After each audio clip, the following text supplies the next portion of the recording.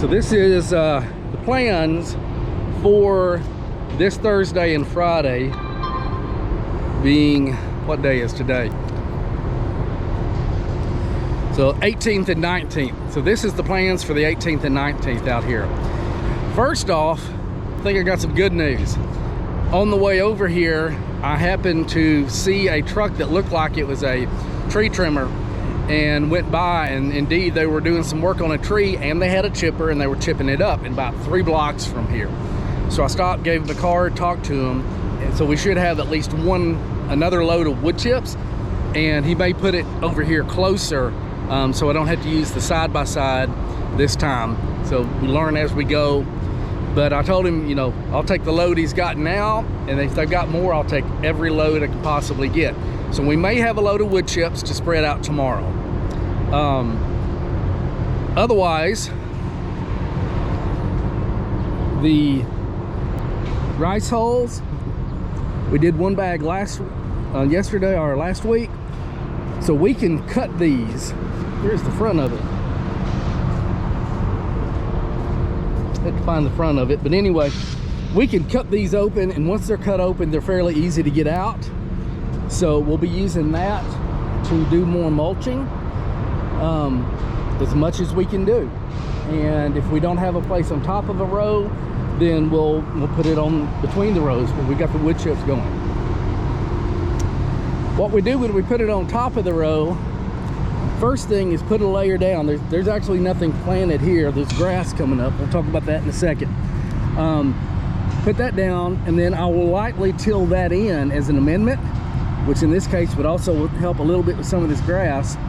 Then we'll plant into it, and depending on what's being planted, we may mulch again. If it's something like a bean, okra, corn, something of that nature that can come up through this pretty easy, then we may go ahead and put another layer of mulch on top. If not, then we may wait until it comes up and do rice hulls around that.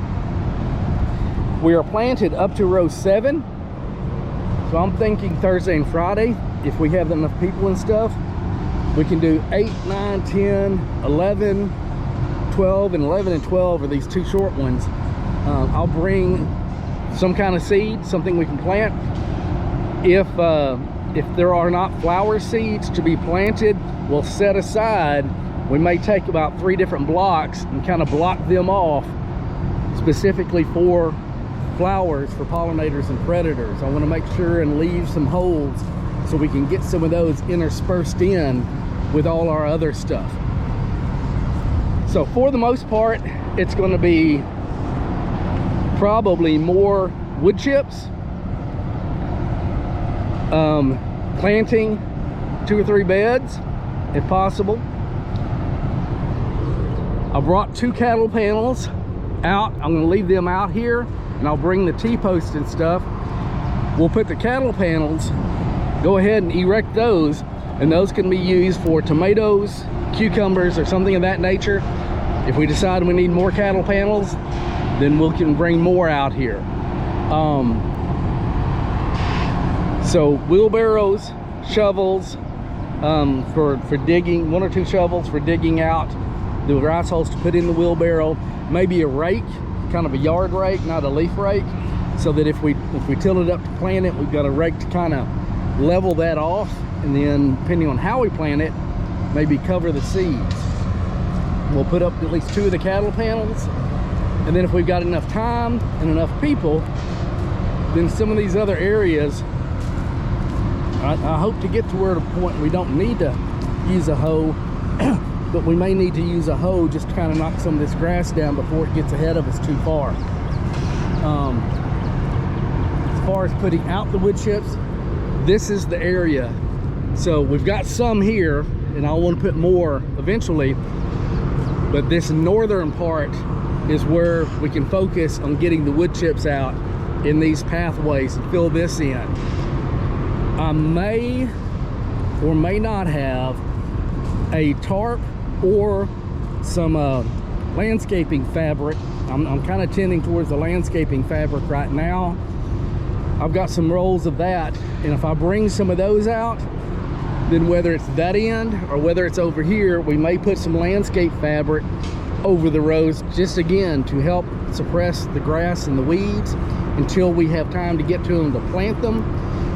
But I'm leaning towards the landscape fabric over a tarp, because if I put a tarp over all of this, there's no rain getting through there and very little oxygen either. I mean, it'd be effective at keeping some of it down, but at a cost. If I put the landscape fabric out and just use the staples, I don't have to worry about sandbags, and the air and the moisture can still get through that, and then it's easy to roll up just a row at a time as we get around to you know, we get time to actually plant them or something.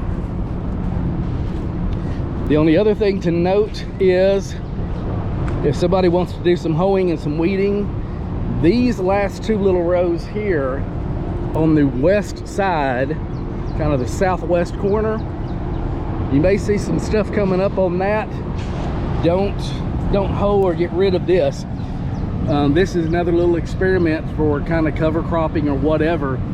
This is actually birdseed mix. So I had a box at 2 or 3 years old of the like parakeet, the little bitty stuff. It's got millet and some few sunflowers and some stuff like that. I had that, need to get rid of it anyway. So I put that in these 2 rows, and if it comes up, then we've got another cover crop. And it looks like, I mean, there's some stuff besides the Bermuda coming up, but another kind of little cover crop just to see what that does. So if you got any questions, put a note on here, you know, on the video, or you've got my email and the list of all the people from the from the master gardeners and stuff. But so that's the plan. Potatoes are coming up, quite a few of them. Hopefully that'll fill in. And I'm also, I think today at home, I've got a whole bunch of sweet potatoes that were sprouting that I saved from last year, and I think I'm going to plant them out in such a way that start doing slips. And so if nothing else, if we have nothing else, we can do a big area of sweet potatoes, and that would definitely kind of smother out and be a good ground cover, as well as producing a crop as well. So hopefully starting in about a month or so, if all goes well, I will have an abundance of sweet potato slips. So, see y'all Thursday and Friday. Before I forget, and I'm going to send a link to this video to pretty much everybody in the Master Gardeners.